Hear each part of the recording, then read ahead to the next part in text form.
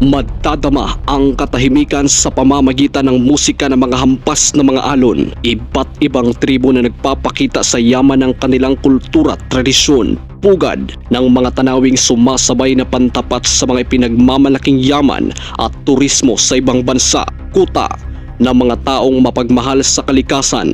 Talamak ang produkto mula sa yaman ng karagatan, probinsya na matatagpuan sa pinakadulong bahagi ng bansa sa katimugan. Nasa hilaga nito ang Sulu Sea, lalawigan ng Sulu sa Timog Silangan at Celebes Sea naman sa katimugan. Binansagang seaweed, capital of the Philippines at lupain ng katahimikan. Assalamualaikum warahmatullahi wabarakatuh, palanjal kam ni probinsya ng Tawi-Tawi. Mga storyang dapat nating pag-usapan, dapat nating pag-aralan. Ito ang Tropa Storya. Dahil isa sa pinakamalayong probinsya kung pupuntahan, dito din nagmula ang pangalan ng Tawi-Tawi. Ito ay hango sa salitang Malay na Jawi-Jawi, nang ibig sabihin ay napakalayong lugar. Mga Badyaw o Sama Dilaut ang tribong pinakamatagal na sa Tawi-Tawi. Kilala ang kanilang lahi sa pagiging mandaragat o sea gypsy na umiiwas sa gulo. Noon pa man ay tanggap na ng mga Badyaw ang mga dayong naghahanap ng katahimikan, kaya hindi na rin nakakapagtaka na halo-halo na ang kultura rito sa kasalukuyan. Ang mga artifacts na mga unang nanirahan sa lugar ay natagpuan sa Bulobok Rock Shelter Cave sa bayan ng Bungaw. Ayon sa Business World, dumating ang maraming mangangalakal na mga Muslim sa baybayin ng Mindanao mga 13th century mula sa Persia, India at sa Malay Archipelago. Ayon naman sa Mackenzie Institute na sa kaligitnaan lang ng ika-13 siglo nang tuluyang kumalat ang pananampalataya sa Mindanao. 1280, dumating sa Sulu si Tuan Masyayka, ang itinuturing na kauna-unahang nagpakilala ng Islam sa Pilipinas, kung saan dito siya nagsimulang magpatayo ng mga pamayanang Muslim.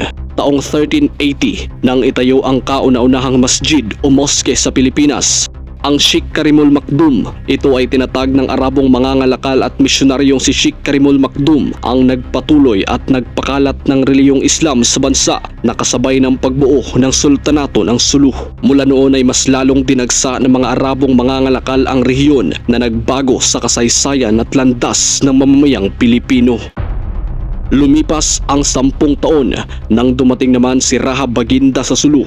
Matagumpay niyang nahikayat ang ilang katutubo na lumipat sa relihiyong Islam. 1450 naman nang dumating sa Sulu si Abu Bakar na isa sa pinagkakatiwalaan ni Rahab Baginda. Nang pumanaw si Rahab Baginda ay pinagkalooban siya ng pangalang Sharif ol Hashim nang maging kauna-unahang sultan ng itinatag niyang pamahalang batay sa Sultanato ng Arabia. Matapos maitatag ang reliyong Islam sa Sulu, ang mga Muslim ay kumilos patungong Mindanao sa pamumuno ni Sharif Kabungsuan, kung saan dumaong sila sa Maguindanao na ngayon ay Cotabato noong 1475. Sa sumunod naman na mga taon, dito na pumasok ang 10 dato mula Borneo nang mabalitaan nila ang mabuting pagtanggap ng reliyong Islam sa isla. Dumating sa bansa ang 10 dato at tumaong sila sa Panay. Sila ay sina Dato Puti, Dato Sumakwil, Dato Bangkaya, Dato Dumongsul, Dato Paiburong, Dato Paduhinugan, Dato Lubay, Dato Dumangsil, Dato Dumalugalug at Dato Valenzuela. Tinangka namang sakupin ito ng mga Briton, pero noong March 5, 1775, napatay ng pwersa ni Dato Teteng ang mga Briton sa Balambangan. Kinubkob naman ng pwersa ng kapatid ni Sultan Aliuddin I ang barkong San Jose ng mga Kastila sa Tawi-Tawi. Kasabay nito, umatras ang mga Briton sa bayan ng Balambangan noong 1805. Tinangka rin ng mga Kastila na sakupin ang isla sa pamamagitan ng pagtatayo nito ng mga base militar sa Tataan at mga garrison sa Bonggao at Siasi noong 1882. Dulot ng himagsikan noong 1896, umatras din ang mga Kastila at napanatili ng mga Moro ang kanilang kalayaan sa rehiyon. Pero nang manakop naman ang mga Amerikano, nagtatag ulit sila ng mga garrison sa Bonggao at Siasi. 1940 naman nang naging bahagi ang lalawigan ng Tawi-Tawi sa lalawigan ng Sulu. Kasagsagan ng ikalawang digmaang pandaigdig, ginamit ng Imperial Japanese Navy ang ilang mga isla sa lugar bilang kanilang stopover dahil dito sila nakakakuha ng langis mula sa Borneo. Sa panahon na ito, nabuo ang mga gerilya sa Tawi-Tawi na pinamumunuan ni Lieutenant Kong Lamcho at Alejandro Tres Perez. Napalaya din na magkasanib na puwersa ng Sulu Command at mga Amerikano ang sanga-sanga sa Bonggao noong April 1945. Sa pamamagitan ng Presidential Act No. 302, itinatag ang lalawigan ng Tawi-Tawi noong September 11, 1973. Hiwalay mula sa probinsya ng Sulu at si Commodore Romulo Espaldon ang itinalagang unang gobernador. Unang naging kabisera ng lalawigan ang Bato-Bato na bahagi ngayon ng bayan ng Panglima Sugala hanggang sa malipat ang kapitolyo nito sa Bonggao noong April 1979. Binubuo ang lalawigan ng 11 munisipalidad, ang kabisera na Bonggao, Langoyan, Mapun, Panglima Sugala, Sapa-Sapa, Sibuto, Simunul, Sitangkay, South Obian, Tandobas at Turtle Islands. Mayroong 3 pangkat etniko ang nakatira dito, ang Sama, Tausug at Badjao. Sinasabing ang Tawi-Tawi ang pinakatahimik na probinsya ng Bangsamoro Autonomous Region in Muslim Mindanao, kaya isa rin to sa dinarayo ng mga kalapit na mga probinsya. Dahil napapalibutan ng karagatan, mga lamang dagat ang pangunahing pinagkukunan nila ng pangkabuhayan. Ilan naman sa mga pagkain sikat dito ay ang Junay, maihahan tulad ng Java rice ng Indonesia, apam, tabid-tabid, pakikambing na parang donut, may goreng na katumbas ng pansit. Dito ka din makakakain ng mga naglalakihang lobster, blue crabs, tawi-tawian agal-agal salad at iba pa. Ilan sa mga hayop na makikita lamang sa Tawi-Tawi ay ang Tawi-Tawi brown dove, Sulu hornbill, Sulu bleeding heart.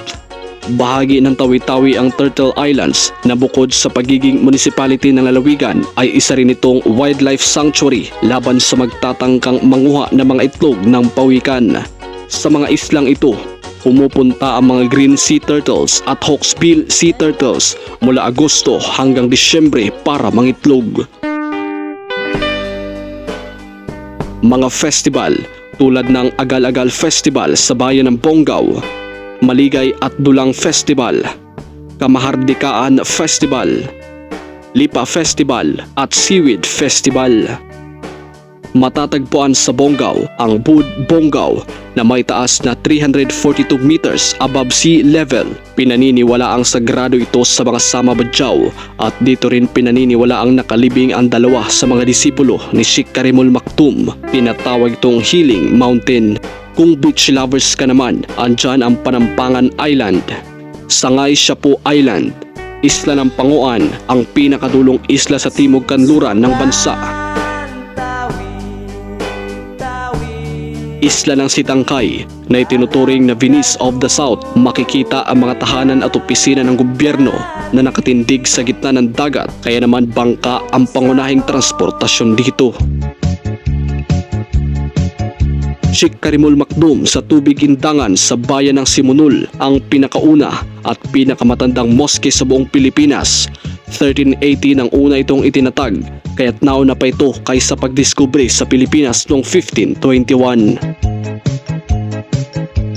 Higit man sa mga tanawin na mapapasyalan na may pagmamalaki ng Tawi-Tawi, pero mailap pa din ang pagpunta ng mga turista dahil sa reputasyon ng buong Mindanao. Kaya nais na ipabatid ng mga taga rito na hindi pugad ng terorista kundi pugad ng turismo. Hindi kuta ng masamang tao kundi kuta ng mapagmahal na tawi-tawian, at mas lalong hindi talamak ang kaguluhan kundi talamak na katahimikang nais silang isigaw na iba na ang Tawi-Tawi.